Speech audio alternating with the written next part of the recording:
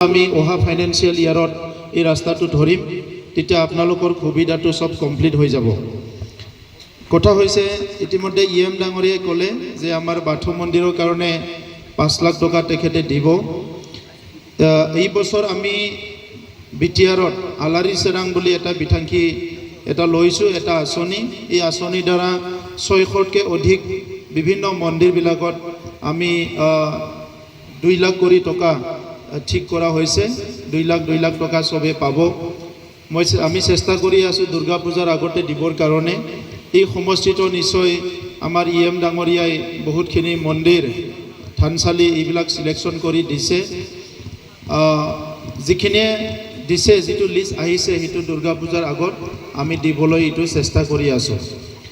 আজি যিটো এটা পৰিৱৰ্তনৰ কথা লৈ আমি চৰকাৰলৈ আহিছিলোঁ, প্ৰথম আমাৰ দায়িত্ব আছিলে, আমাৰ ৰাইজক দিয়া কথা আছিলে যে BTRখন শান্তি সম্প্ৰীতি সকলোৰে মাজত মিলা প্ৰীতি এটা ভাল পৰিৱেশ ঘূৰাই আনিব লাগে।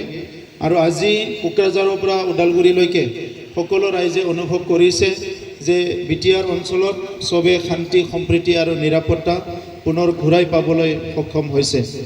দ্বিতীয়তে আছিলে যে আমাৰ বিভিন্ন জাতি জনগোষ্ঠীৰ মাজত সমন্বয় এটা গঢ়িব লাগে। আজি লাহে লাহেকৈ দেখিবলৈ পাইছোঁ যে বিভিন্ন জাতি জনগোষ্ঠীৰ মাজত আগত যিটো আমাৰ ভেদাভেদ হৈ আছিলে, ডিফাৰেঞ্চ এটা আছিলে, এইটো লাহে লাহে কমি গৈছে।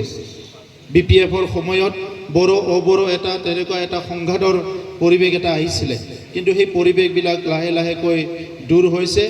আৰু এনেকুৱা এটা পৰিৱেশ আমি গঢ়িবলৈ চেষ্টা কৰিছোঁ যে আজি ইয়াত UPPL BJP আমাৰ যিটো কাউন্সিলত চৰকাৰ আছে, আমি এনেকুৱা এটা পৰিৱেশ গঢ়িব বিচাৰিছোঁ যাতে সকলো জাতি জনগোষ্ঠী সমিল মিলে একেলগে এটা ভাতৃত্ববোধ এটা লৈ পেলাই মান সন্মান শ্ৰদ্ধাৰে ভালকৈ জীয়াই থাকিব পাৰে।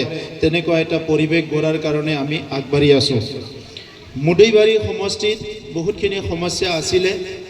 এই সমস্যাবিলাক মই বহুত বছৰ আগৰ পৰাই জানিছিলোঁ আৰু লাহে লাহেকৈ এই সমস্যাবিলাক আমি দূৰ কৰিবলৈ লৈছোঁ।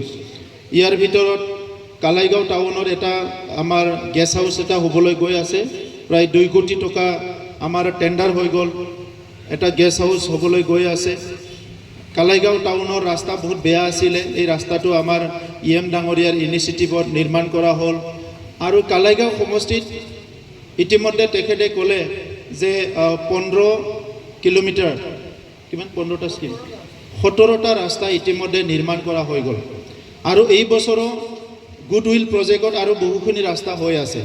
কেইদিনমান পিছতে গুডউইলৰ টেণ্ডাৰ হৈ যাব, তেতিয়া গুডউইলৰ স্কিমৰ আণ্ডাৰত আমাৰ বহুতখিনি ৰাস্তা এই বছৰ নিৰ্মাণ কৰা হ'ব। আৰু তেনেকুৱা মই ভাবোঁ যে আৰু 2টা বছৰত আমাৰ মুদৈবাৰী সমষ্টিৰ যিখিনি ৰাস্তা আছে, প্ৰায় ৰাস্তা আৰু কালভাৰৰ প্ৰব্লেম সমাধান হ'ব। এই বছৰো আমি বহুতখিনি কালভাৰ ধৰা হৈছে, এই কালভাৰৰ সমস্যাটো বহুতখিনি জেগাত সমাধান হ'ব। এতিয়া কথা হৈছে আমি গ্ৰাম্য অঞ্চলৰ মানুহ, খেতি বাতি কৰি খাওঁ, আমাৰ সেল্ফ হেল্প গ্ৰুপ আছে, মহিলাসকলে খেতি কৰে, খেতিৰ কাম শেষ হ'লে বেলেগ বেলেগ বোৱা কাটা বিভিন্ন কামবিলাক কৰে। চ' এই কামবিলাক কেনেকৈ আৰু অলপ আমি সহায় কৰিব পাৰোঁ, এই কাৰণে মহিলাসকলক সেল্ফ হেল্প গ্ৰুপবিলাকক আমি কৈছিলোঁ যে আমাৰ চৰকাৰ অহাৰ লগে লগে সেল্ফ হেল্প গ্ৰুপবিলাক আমি ৭৫,০০০ কৰি টকা দিয়াৰ এটা ব্যৱস্থা কৰিম। এই কামটো আমি এই মাহৰ পৰা আৰম্ভ কৰিছোঁ, যোৱা মাহৰ পৰা। প্ৰথম ফেজত আমি ৩,৮০০ সেল্ফ হেল্প গ্ৰুপক ২৫,০০০ টকা দিছোঁ, আৰু ছেকেণ্ড ফেজত আমি ৬,০০০ক দিম, থাৰ্ড ফেজত আমি ৮,০০০ক দিম। এগেইন আকৌ যি ৬,০০০ ৩,০০০ পাইছিলে তেখেতসকলক আকৌ দিম। তেনেকুৱা কৰি পেলাই আমি এটা প্ৰজেক্ট আমি বনাইছোঁ। মই যোৱাকালি এটা ৰিভিউ লৈছিলোঁ, আমাৰ লাখপতি মহিলা লাখপতি খেতিয়ক এটা আঁচনি চলিছে যে এজন মহিলা যদি কিবা এটা কাম কৰি আছে, দোকানী দিছে, গাহৰি পালন কৰিছে, মুৰ্গী পালন কৰিছে, ছাগলী পালন কৰিছে, বোৱা কটাৰ কাম কৰিছে, তেখেতৰ কামত আমি অলপ সহায়ৰ হাত আগবঢ়াই তেখেতক কেনেকৈ আমি উপাৰ্জনটো লাখলৈকে লৈ যাব পাৰোঁ, তেনেকুৱা এটা আঁচনি বনোৱা হৈছে।